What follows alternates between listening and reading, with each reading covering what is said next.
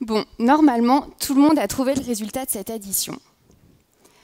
Oui, sauf que je vous ai bien observé là tous en arrivant. Et vous, je vous ai vu, vous avez compté sur vos doigts. Mais puisque vous avez fait ça, on va s'attarder un peu plus sur votre comportement. Qu'est-ce que vous avez fait exactement quand vous avez compté? Est-ce que vous avez regardé vos doigts? Est-ce que vous les avez touchés? Mes questions vous semblent peut-être bizarres, mais figurez-vous que des chercheurs ont montré qu'il y aurait un rapport entre la sensibilité des doigts et les compétences en mathématiques. Un rapport? Eh bien oui, il semblerait que plus notre sensibilité des doigts est développée, plus nous sommes compétents en mathématiques. Et cette sensibilité prédirait même mieux nos capacités en mathématiques que des tests classiques d'intelligence. Incroyable, non?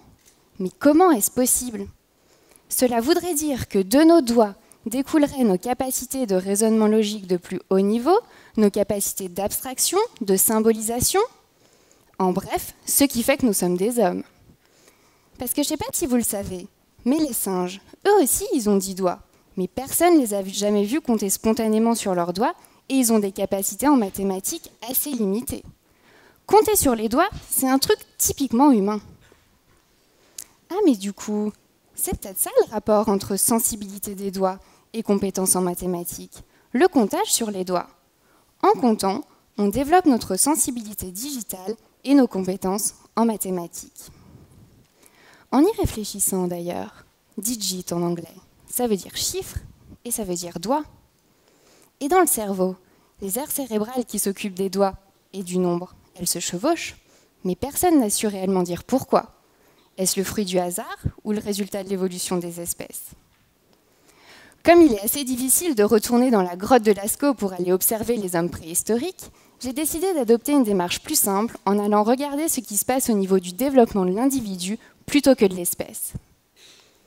Dans ma thèse, je vais donc observer des enfants de 5 ans, les suivre pendant 3 ans et même filmer leurs mains à leur insu, en accord avec le comité d'éthique, bien évidemment. Je vais alors observer leur comportement et pouvoir répondre à plein de questions. Est-ce que les enfants utilisent spontanément leurs doigts dans des tâches arithmétiques? Est-ce que ne pas utiliser ses doigts ou les utiliser trop longtemps modifie les performances en mathématiques? Est-ce que ce sont aussi les meilleurs élèves qui ont une meilleure sensibilité digitale? Bref, je pourrais vous dire, je l'espère, si votre maîtresse a eu raison ou non de vous empêcher de compter sur vos doigts. Car tout compte fait, Einstein est peut-être devenu l'un des plus grands scientifiques de tous les temps, juste parce que sa maîtresse l'a laissé compter sur ses doigts.